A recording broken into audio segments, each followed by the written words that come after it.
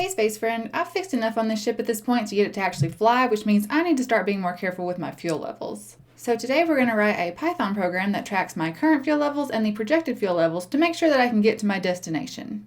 This is going to give us practice with classes in Python. First we import the random module, which we'll use to generate random numbers. Then we define a class named spaceship. When naming classes, common convention is to capitalize the name of the class.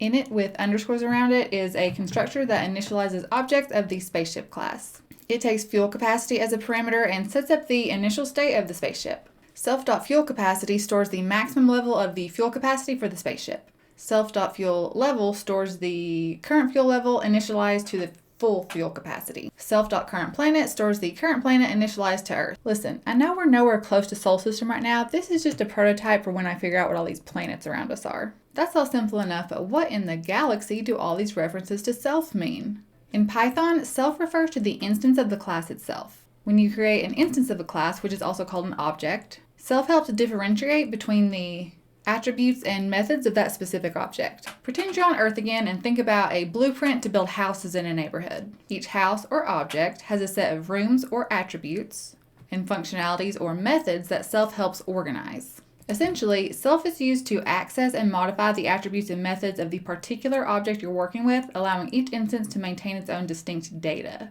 Next, we create a function called travel_to_planet. It takes parameters for destination planet and distance. Fuel required is calculated as a random value between 10 and 30% of the distance to simulate variable fuel consumption.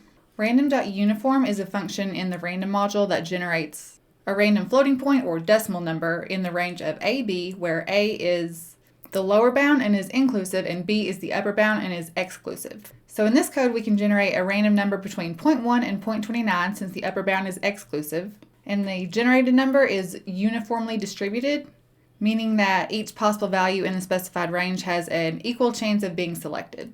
We're also going to print out the fuel required and the current fuel level to see just how much we're using with each trip. The syntax for this string starts with F, then the string, and then the value that we want to print, in this case fuel required, and fuel level followed by 0.2F. The F is for float, and the 0.2 specifies the number of digits that we want to happen after the decimal point. If the calculated fuel required is less than or equal to the spaceship's current fuel level, then it is going to deduct the fuel required from the journey from the current fuel level, set the current planet to the destination planet, and then print a message indicating successful travel and the remaining fuel. If there is not sufficient fuel, then it's going to print a message indicating that there's no fuel left for the destination. The mySpaceship variable creates an instance of the spaceship class with a fuel capacity of 100. So as an example, we're going to initiate the trip to Mars by calling the travel_to_planet method of the mySpaceship object with a distance of 50 units. Then we'll travel to Jupiter as another example, and remember that the units of 50 and 150 are going to be multiplied by a random number between 10% and 30%. That's how we're gauging how much fuel is being used. So with each trip, we are cutting down our fuel levels and then printing what fuel level we're currently at. Wow, what an impressive prototype we just made, and now I'm feeling completely confident about making it to any destination we want to go to. Who says I'm unprofessional? Wow! Too excited. Wow! Too flat. Oh no, I forgot the line. Wow, what an impressive prototype we just made. Why do my hands look weird?